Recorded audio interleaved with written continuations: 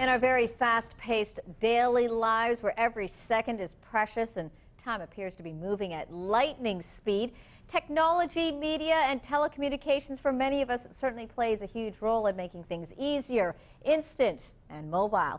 So when it comes down to all this technology, what does 2011 have in store for us?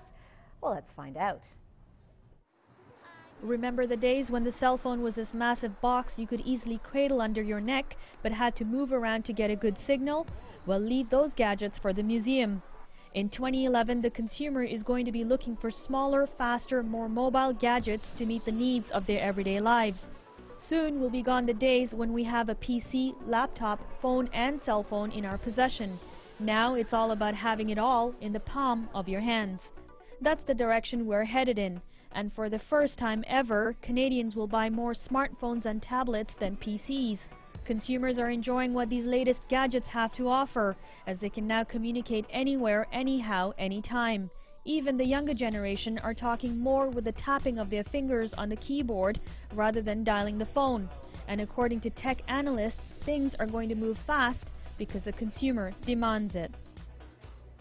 And earlier I spoke with Bruce Chin, the GTA technology leader with Deloitte, about this whole concept of social networking and what it means for the younger generation, how the older generation is trying to keep up, and where we are headed for 2011 and beyond. Here's that interview.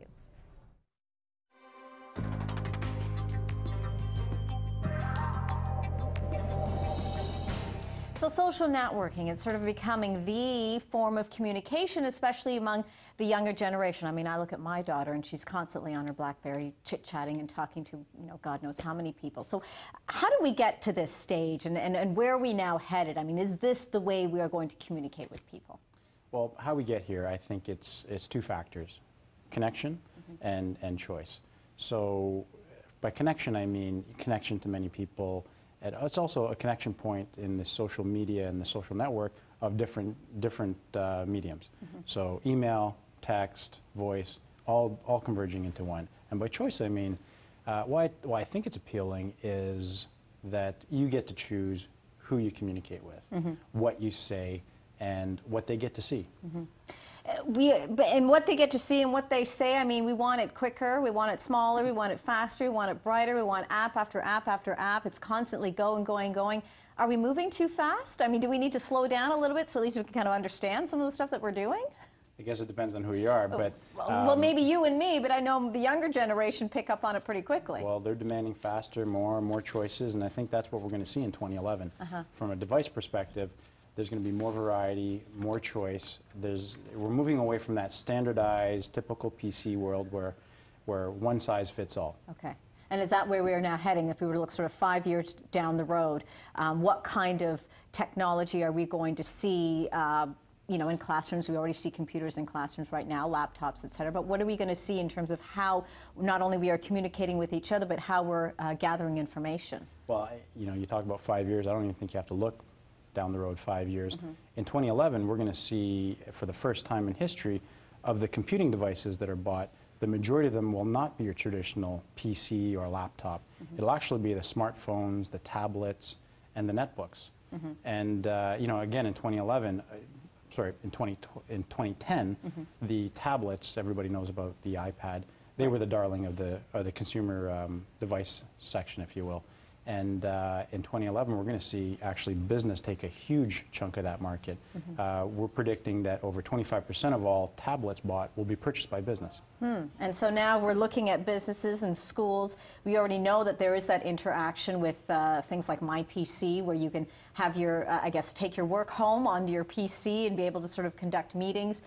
Classes are conducted over the internet. You mentioned even your sister has a university class where she doesn't even know, she's never even met her professor. Yeah, absolutely.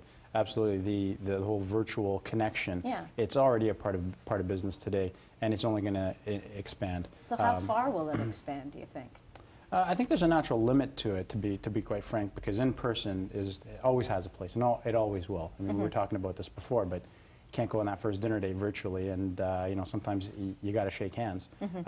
In fact, with all the virtual connections that we have, the in-person meeting is that extra touch. It's actually becoming a differentiator in a lot of cases. And it is a way, I mean, not just you and I communicating, but how we communicate around the world. I mean, we're able to conduct meetings and exchange information with different countries. I mean, I know India does this on a regular basis in terms of how their IT sector is booming. So is that communication going to get better and broader sort of on the international level, do you think? Yeah, absolutely. You know, there's some logistical issues that we're all seeing in the news these days about privacy and ownership of information, but ultimately those are obstacles that we believe will be overcome, and it will expand, absolutely. If we bring it back now to sort of the younger generation, you and I mean, you probably not, because you probably know a lot more about technology than I do, but I'm sort of still learning in terms of, you know, taking a look at my BlackBerry and figuring out all the, you know, neat gadgets that are on it. But my daughter, for example, can take a look at it for 5 minutes and has figured out everything that it can do. And that's the way she communicates with her friends. She could be talking to 5 or 6 different friends on there, whereas you and I hopefully still pick up the phone and have a chat. Do we need to teach the younger generation how to communicate properly versus just tapping a few letters on a phone? It's probably a little bit of a combination of both. You and I, if we're putting ourselves in the same category as not as savvy as the younger generation, we need to learn how to do that, and I think we are naturally. And there is something to be said about old school grammar. Pick up the phone, shake your hand, and have a proper conversation face to face like we're having now. Right. So I think it's a bit of both. How do we protect ourselves, though? Everything that we put on, whether it's the phone or the computer, can be tracked, can be hacked in.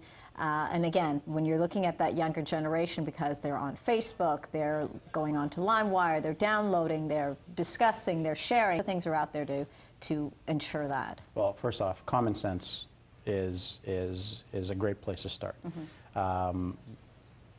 If you don't want something out there, or you might regret something in the future, you probably don't want to paste it. Also, awareness of what the controls are within the network, and what your rights are in terms of and your agreements are when using that network. Right. So what we're seeing is, in terms of, I think we alluded to earlier, privacy and ownership of information, access to information. Right. So we're seeing that, yes, that is an issue, but the networks and the users are realizing if they don't police themselves, government's going to step in, and nobody really wants that just yet. So a lot of the tools available are made available by these social networks in terms of communication, privacy controls, user controls, in terms of controlling data. Right. So right now it's pretty much self-policed. There are obviously certain differing laws and regulations, but there's a lot of self-policing going on. Okay, well, I'll be, you know, regardless, it's an interesting time, it's an exciting time, and we'll see where things head for 2011, but I do appreciate you taking the time to lay it all out for us today. Great. Happy to be here. Thank you. Thanks very much.